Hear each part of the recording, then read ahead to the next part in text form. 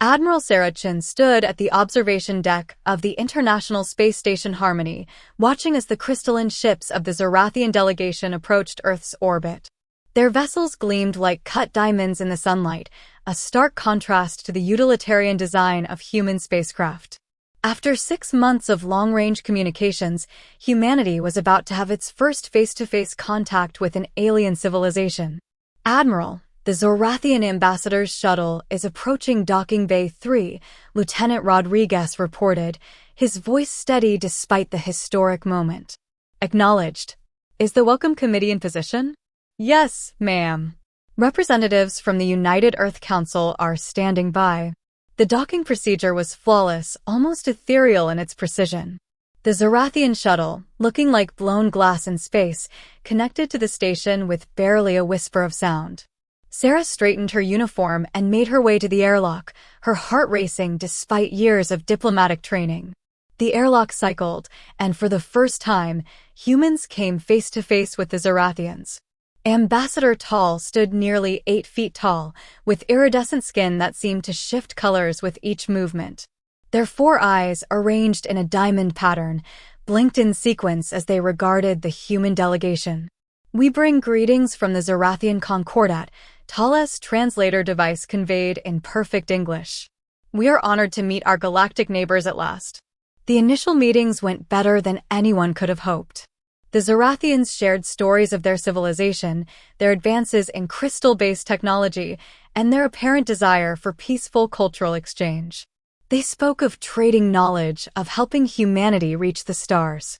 But Sarah couldn't shake a feeling of unease. It started with small inconsistencies.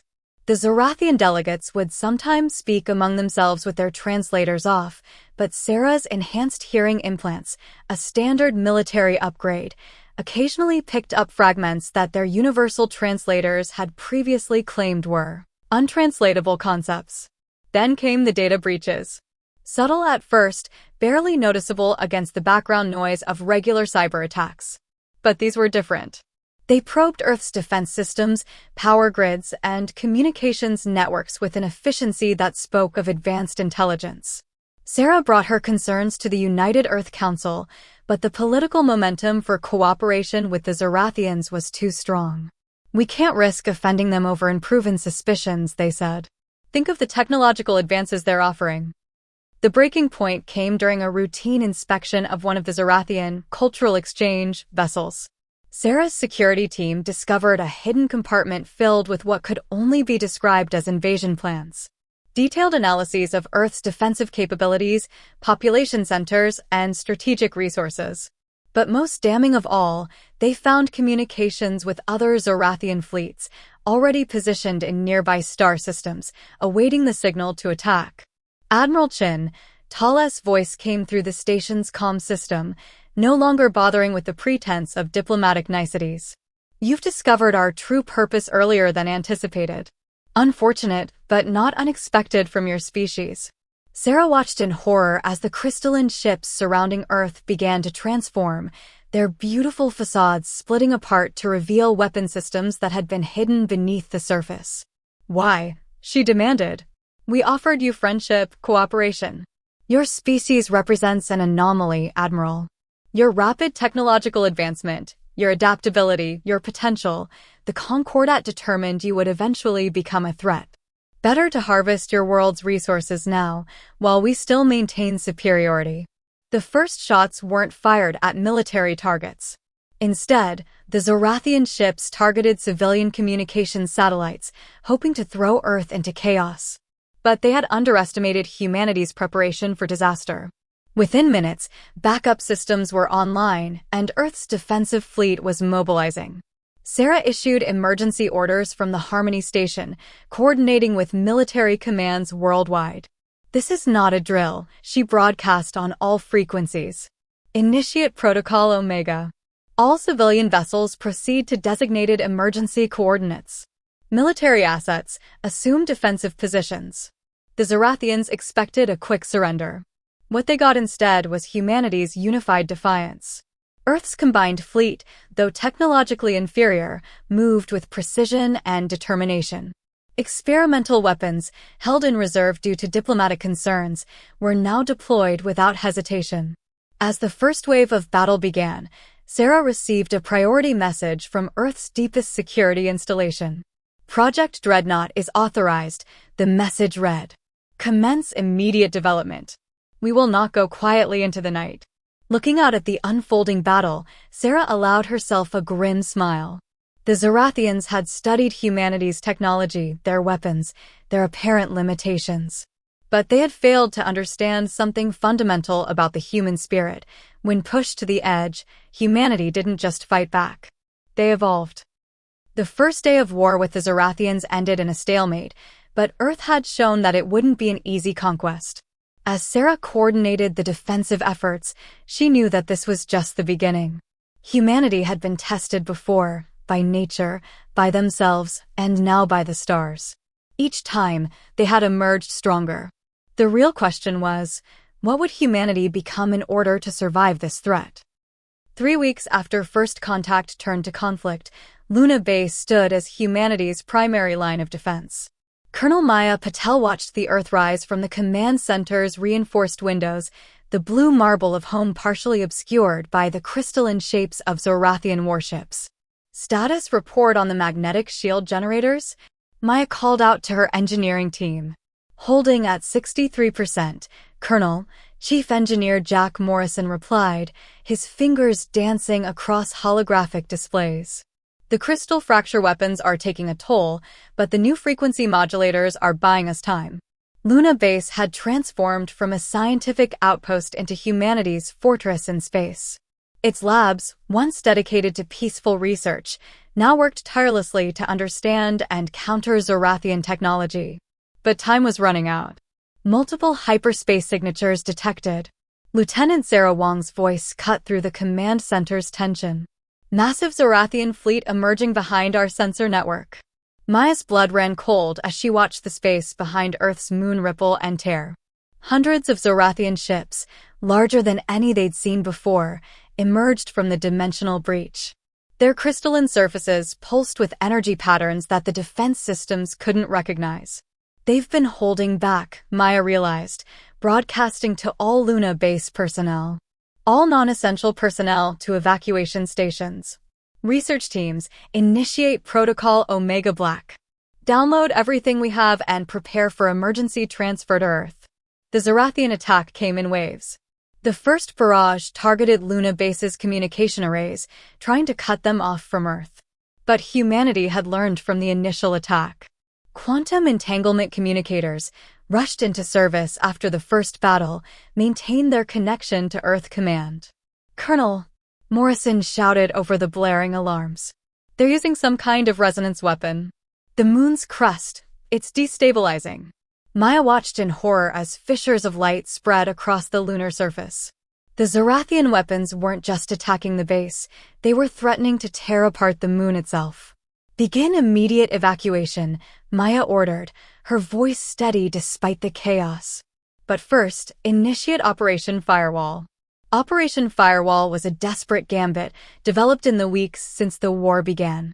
Luna Base's reactors would be overloaded, creating an electromagnetic pulse powerful enough to hopefully disrupt the Zorathian crystal technology. The cost would be the destruction of everything they'd built on the moon, but it might give the evacuation ships a chance. Earth Command acknowledges Operation Firewall. Admiral Chen's voice came through their quantum link. The Dreadnought's development teams are standing by to receive your data. Godspeed, Luna Base. The evacuation proved to be humanity's finest hour amidst their darkest moment.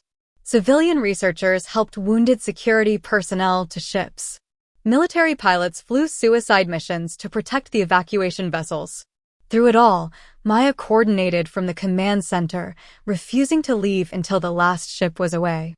Final evacuation vessel launching now, Colonel Morrison reported from his station. But the resonance weapons are reaching critical levels. We've got maybe 10 minutes before total structural failure.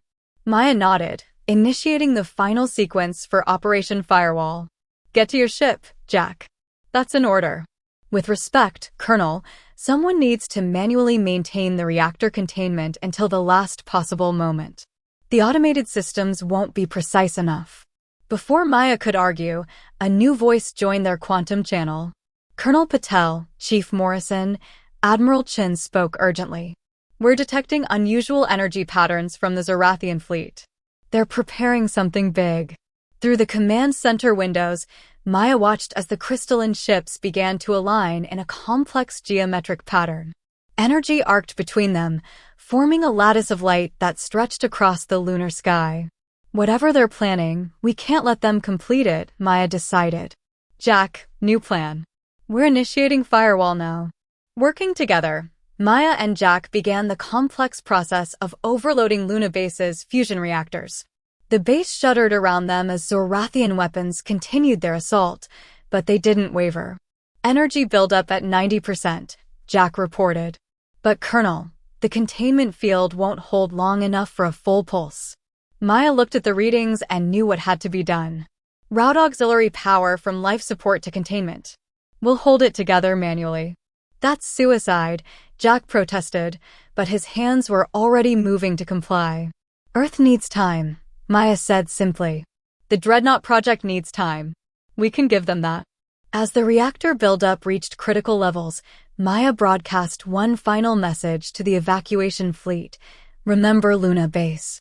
Remember that humanity doesn't fall easily. And when you build whatever comes next, make it strong enough to ensure this never happens again. The pulse, when it came, was visible from Earth. A brilliant blue-white flash that temporarily outshone the sun itself. The Zorathian crystal ships closest to Luna Base shattered instantly, their complex molecular structure disrupted by the electromagnetic wave. Others spun out of control, their systems temporarily paralyzed. The moon survived, though Luna Base was reduced to ruins. But in their final act of defiance, Colonel Maya Patel and Chief Jack Morrison had given humanity something precious: hope. The Zorathians could be hurt. Their technology could be disrupted. And in the secret facilities on Earth, the engineers working on Project Dreadnought now had vital data about exactly how to do it. The loss of Luna Base marked the end of humanity's defensive war. What would come next would show the galaxy why humans never fought harder than when backed into a corner. Deep beneath the Rocky Mountains, in a facility known only as the Forge, Dr. Elena Santos stood before the massive holographic display of Project Dreadnought. The data recovered from Luna Base scrolled endlessly across auxiliary screens, each line of code and analysis bringing humanity closer to survival. The lunar resonance weapons gave us the key, Elena explained to the assembled military and scientific leadership. Zorathian crystal technology operates on quantum harmonic principles. We couldn't match their advancement level, so we stopped trying. Instead, we're building something they've never seen before. The hologram shifted, showing the internal structure of humanity's greatest undertaking. The Dreadnought wasn't just a ship, it was a revolution in human engineering. Nearly 5 kilometers long, it combined traditional metals with newly developed metamaterials that could adapt their properties in response to energy attacks. 3 months ago, we lost Luna Base. Admiral Chin spoke from her position at the head of the table. Since then, the Zorathians have established a blockade around Earth, believing they can starve us into submission. They don't understand that isolation just makes humans more creative. Elena nodded, bringing up footage from recent tests. We've developed what we call prismatic core technology. Instead of trying to match their crystal tech, we've created a system that absorbs energy attacks and redirects them. The more they hit us, the stronger we become. The demonstration showed a small-scale prototype absorbing a crystal fracture beam and channeling it through geometric circuits before releasing it as pure energy. It was beautiful, in a terrifying way, humanity's answer to an existential threat. How soon can it be ready? General Marcus Wright asked, his cybernetic eye scanning the technical readouts. The main structure is nearly complete, Elena replied. We've been building it in segments using the underground manufacturing networks we established after losing our orbital facilities. Final assembly will happen in the Pacific Ocean. We estimate 6 weeks until launch readiness. The room fell silent as the implications sank in. 6 weeks to prepare humanity's counterattack. 6 weeks to train the crew that would take the fight back to the stars. There's something else, Elena continued, her voice quieter now. We've integrated bioneural interfaces throughout the ship. The Dreadnought won't just be crewed by humans, it will think with them. The neural network will allow the crew to react at quantum speeds, matching the Zorathians' computational advantages. Admiral Chin leaned forward. The risks? Significant, Elena admitted. The interface creates a form of collective consciousness among the crew. They'll remain individuals, but their thoughts, their reactions, their very existence will be intertwined with the ship and each other. We're asking them to become something more than human. And you're sure this is necessary? Elena brought up the casualty figures from the last 3 months. Cities in darkness from crystal fracture attacks. Millions in underground shelters. The remains of Luna Base, still orbiting the moon like a grave marker. We're fighting an enemy that thinks as one, moves as one, and adapts as one, she said firmly. We need to match that unity while maintaining the one advantage they can't replicate, human creativity and determination. The next 6 weeks passed in a blur of activity. Around the world, humanity poured its remaining resources into the project.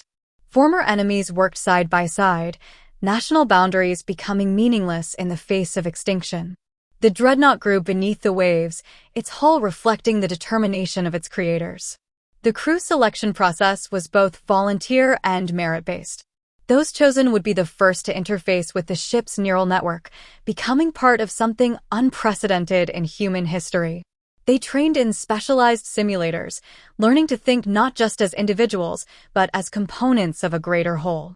Elena worked tirelessly, refining the neural interface, improving the prismatic core technology. She knew they would only get one chance at this.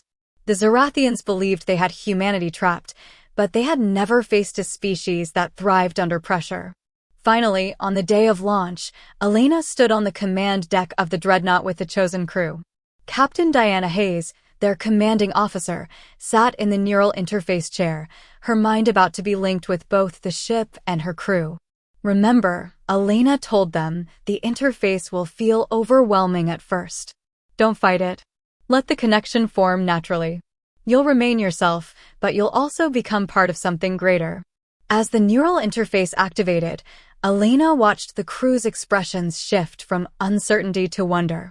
The Dreadnought wasn't just awakening, it was being born, coming alive with the collective consciousness of its human crew. Through the massive view screens, they could see the ocean's surface above them. Soon, they would break through that barrier and take the fight to the stars.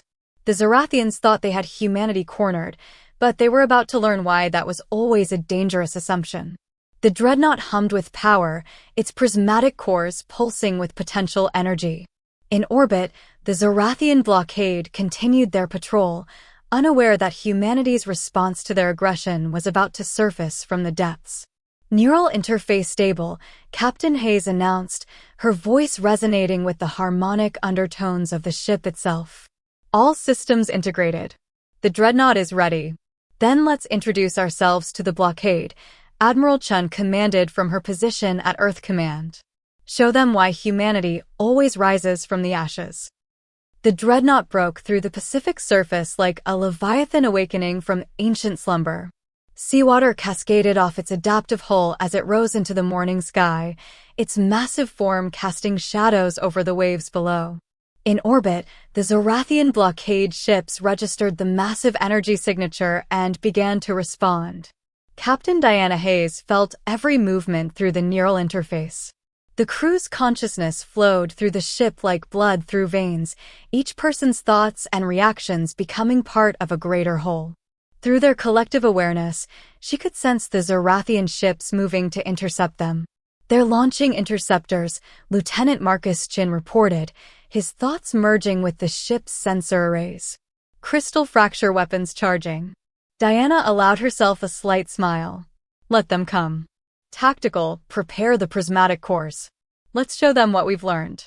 The first wave of Zorathian attacks struck the Dreadnought's hull in a dazzling display of crystalline energy.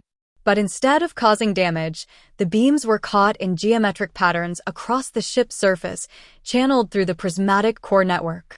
Energy absorption at optimal levels, Dr. Santos reported from her engineering station, her mind linked directly to the ship's power systems. redirecting to main weapons array. The Dreadnought's response was devastating. The absorbed energy, refined and focused through human innovation, lashed out at the Zorathian fleet.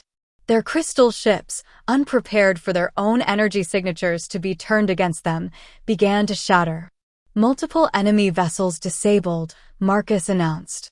They're adjusting their attack patterns. Wait, something's wrong.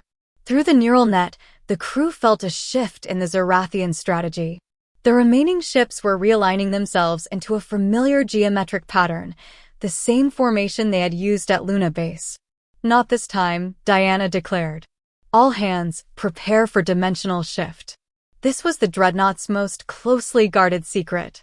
Using data from studying Zorathian hyperspace technology, humanity had developed their own version of faster-than-light travel. But where the Zorathians used crystal resonance, the Dreadnought bent space through sheer force of will, the combined mental energy of its linked crew.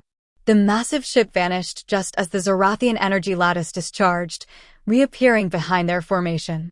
The prismatic cores pulsed with stored power, releasing it in a carefully calculated pattern that disrupted the crystalline ship's molecular structure. Multiple confirmed kills, Marcus reported. Remaining enemy vessels are retreating to higher orbit. But Diana wasn't finished. Through the neural link, she shared her plan with the crew. The Zorathians needed to learn that humanity wouldn't just defend, they would take the fight to the enemy's doorstep. Plot a pursuit course, she ordered. We're not letting them regroup with their main fleet. The Dreadnought gave chase, its massive form moving with impossible grace for its size. The neural link allowed the crew to anticipate and respond to threats instantly, turning the ship into an extension of their collective will. As they passed lunar orbit, Diana took a moment to observe the ruins of Luna Base. The sacrifice made there had given them the knowledge needed to fight back. Now it was time to honor that sacrifice. The retreating Zorathian ships led them straight to their main fleet, exactly as Diana had hoped. Nearly 1,000 crystal vessels hung in space near Mars' orbit, their formation indicating they were preparing for a final push toward Earth. They still outnumber us significantly, Dr. Santos noted through the neural link. But numbers aren't everything. Diana agreed. Execute Operation Sunburst. The Dreadnought's prismatic cores began to pulse in a complex rhythm, each cycle building upon the last. The energy they had absorbed from the earlier battle was about to be put to a very different use. Quantum resonance field established, Dr. Santos reported. Ready on your mark. The Zorathian fleet, recognizing the threat too late, began to move. But the Dreadnought had positioned itself perfectly, using Mars gravity to enhance what came next. Diana gave the command, and the ship released its stored energy not as a weapon, but as a precisely tuned resonance wave. It rippled through space, causing the crystalline ships to vibrate at their molecular frequency. The effect was catastrophic for the Zorathian fleet. Ships began to shatter, their crystal technology turned against them by human ingenuity. Those that survived the initial wave found their weapons unusable, their systems compromised by the lingering resonance. Enemy fleet at 60% losses, Marcus reported. The remaining ships are attempting emergency hyperspace jumps. Diana watched through the neural link as the mighty Zorathian armada broke apart, fleeing in disarray. Humanity had just announced its presence as a force to be reckoned with.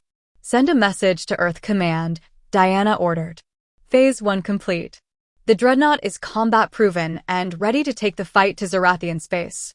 As the crew began damage assessments and prepared for their next mission, Diana reflected on how far they had come.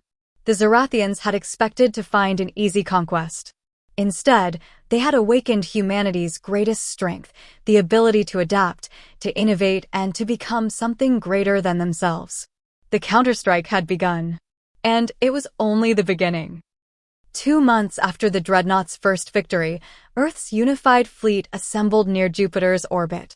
The massive gas giant storms reflected off the hulls of hundreds of ships, new vessels built using the lessons learned from the Dreadnought. Each incorporated prismatic core technology and neural interfaces, though none matched the flagship's power. Captain Diana Hayes stood on the Dreadnought's observation deck, her consciousness still merged with the ship through the neural interface. Through it, she could feel the readiness of not just her crew, but the entire fleet. The Zorathians have fortified their positions in the Kuiper Belt, Admiral Chen's hologram reported during the final strategic briefing. They've converted several dwarf planets into crystal fortresses. Our intelligence suggests they're preparing for a massive counterattack. Let them come, Diana responded, sharing tactical data through the neural network. We've decoded more of their crystal technology. Each fortress has a fundamental flaw. They're too perfect. Dr. Santos, who had remained aboard to fine-tune the prismatic cores, expanded on Diana's point. Zorathian crystals require absolute geometric precision. Even microscopic imperfections can cascade through their entire structure. They sacrificed adaptability for power. The plan they had developed was audacious. Instead of a direct assault on the crystal fortresses, the human fleet would use the Kuiper Belt's natural resources against the enemy. Ice, dust, and minerals, the very elements the Zorathians considered beneath their advanced technology. The battle began with a feint. Smaller ships equipped with prismatic cores approached the crystal fortresses, appearing to attempt a frontal assault. The Zorathians responded predictably, their weapons lashing out with crystalline fury. But this time, something was different. Each human ship carried specially designed resonance pods. As they took hits, the pods detached, appearing to be debris from successful strikes. In reality, they were seeds of destruction. All ships, execute Operation Avalanche, Diana commanded through the fleet-wide neural network. The pods, now scattered throughout the battlefield, activated simultaneously. Each began vibrating at a specific frequency, turning the very dust and ice of the Kuiper Belt into weapons. The effect was subtle at first. Microscopic particles, energized by the resonance pods, began adhering to the crystal fortresses. The Zorathians, focused on the larger battle, didn't notice the gradual accumulation of space dust on their perfect structures. Phase 1 complete, Diana announced. All ships withdraw to safe distance. Initiate sonic pulse. The Dreadnought's prismatic cores powered up, channeling energy into a precisely calibrated wave. When it struck the dust-covered fortresses, the particles began vibrating in harmony, creating microscopic fractures in the crystal structures. The Zorathians realized the danger too late. Their attempts to clear the contamination only spread it further. The perfect geometry of their fortresses began to break down, imperfections spreading like cracks in glass. Enemy forces attempting to abandon the fortresses, Marcus reported through the neural link. Their evacuation is chaotic, uncoordinated. Diana had anticipated this. Launch interceptors. Target their hyperspace drives, but leave them escape routes through the kill zones. The human fleet moved with perfect coordination, their neural interfaces allowing them to respond as one. Zorathian ships fleeing the disintegrating fortresses found themselves herded into carefully prepared ambush points. Dr. Santos monitored the cascade failure of the crystal fortresses through the ship's sensors. The structural collapse is accelerating. Total destruction in 3, 2, 1. The fortresses didn't explode so much as unravel, their perfect crystalline forms dissolving into clouds of glittering dust. The sight was beautiful and terrible, a demonstration of how humanity had learned to turn an enemy's strength into a weakness. Fleet status. Diana asked, though she could feel the answer through the neural network.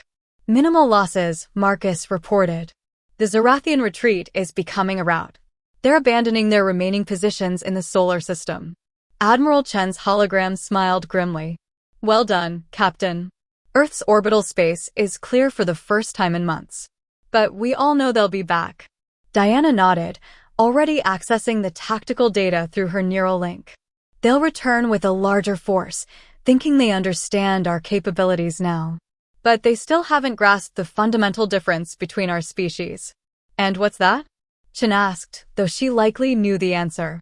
The Zorathians built their civilization on perfection, Diana explained.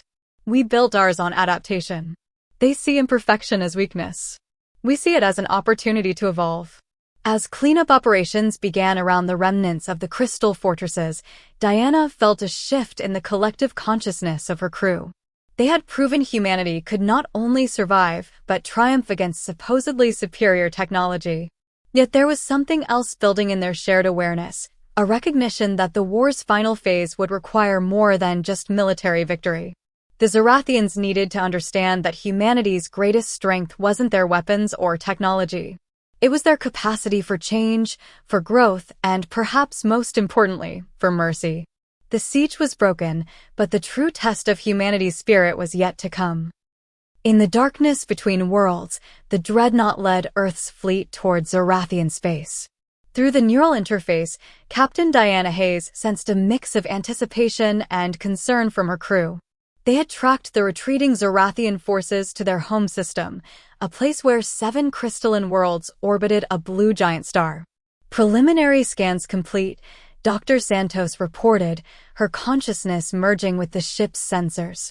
Their home system is beautiful. The entire civilization exists in crystal habitats suspended in orbital rings around each planet. Diana absorbed the data through the neural link. The Zorathian civilization was indeed magnificent, cities of living crystal that shifted and grew, powered by the intense radiation of their star. But she also noticed something concerning. Their outer habitats, she observed. They're failing. Admiral Chen's quantum transmission confirmed their findings. The Zorathian attack on Earth wasn't just about conquest.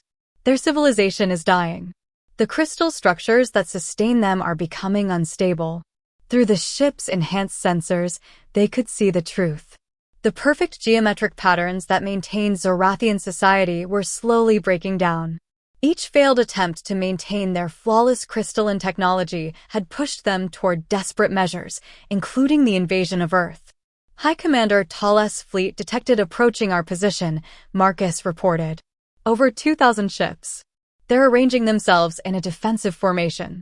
Diana shared her plan through the neural network, feeling the crew's understanding and acceptance flow back. The Dreadnought's prismatic cores hummed to life, but not in preparation for battle. "This is Captain Diana Hayes of the Earth vessel Dreadnought to High Commander Tal," she broadcast on all frequencies. "We come with an offer." The response was immediate.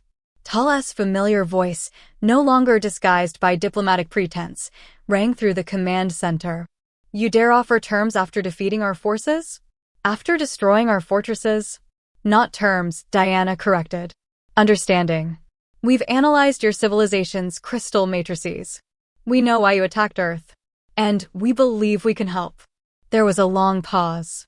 Through the neural link, Diana felt her crew's tension, their readiness to act if this gambit failed. Finally, Tal responded. "Help? You would help those who tried to conquer your world." Diana nodded, though the gesture was unnecessary. Humanity's greatest strength isn't our technology or our weapons. It's our ability to adapt, to find solutions where others see only perfection or failure. Dr. Santos? Elena Santos stepped forward, her mind interfacing directly with the ship's presentation systems. Through the communication channel, she showed the Zorathians what they had discovered, a way to stabilize crystal structures not through perfect geometry, but through controlled imperfection. "Your civilization sought perfection," Elena explained. "But in nature, it's the imperfections that often provide strength. We can show you how to incorporate adaptive elements into your crystal technology, allowing it to evolve rather than degrade." The silence that followed was profound. Through long-range sensors, they could see the Zorathian fleet's formation shifting, their crystal ships reflecting the light of their home star in patterns of uncertainty. "Why?" Tal finally asked. "Why offer aid to an enemy?" Diana's response came not just from her, but from the collective wisdom of her neural-linked crew. Because true strength lies not in defeating an enemy, but in transforming them into an ally. Humanity has faced extinction before, from nature, from ourselves, and now from the stars. Each time, we survived not by being perfect, but by being adaptable. The next few hours were tense as the Zorathian leadership debated their response. The human fleet remained at ready status, prepared for either peace or war. Finally, Tal's ship approached the Dreadnought alone. "We accept your offer," Tal announced. "But know this. If this is a deception, our remaining forces will ensure mutual destruction." Diana smiled. "Then let's begin by demonstrating trust. Dr. Santos will transmit the initial stabilization protocols. In return, We ask for your knowledge of crystal technology. Together, we might create something greater than either of our civilizations could achieve alone. The process of saving the Zorathian civilization would take years, but the first step happened there, in the space between stars. As human scientists worked alongside Zorathian crystal shapers, both species learned from each other. The rigid perfection of crystal technology merged with human adaptability, creating new possibilities neither race had imagined. 1 year later, Diana stood in the observation deck of the first joint human-Zorathian space station. Through its crystal windows, she could see Earth's ships and Zorathian vessels docked side by side, their crews working together to explore the galaxy. An impressive achievement, Tal said, approaching on crystalline legs that had been modified with human biomechanical principles. Though I admit, I still struggle to understand how your species can embrace imperfection so readily. Diana watched as a new ship emerged from the station's construction yards, a vessel that combined the best of both civilizations. We don't embrace imperfection, she corrected. We embrace growth. Every flaw is an opportunity to become stronger, every failure a chance to learn. The former enemies stood together, watching their combined achievements take shape against the backdrop of stars. The war had ended not with the extinction of either race, but with the birth of something new, a future where humanity's adaptability and Zorathian precision worked in harmony. It was a lesson the galaxy would not soon forget. Never underestimate a species that views its limitations not as weaknesses, but as challenges to overcome.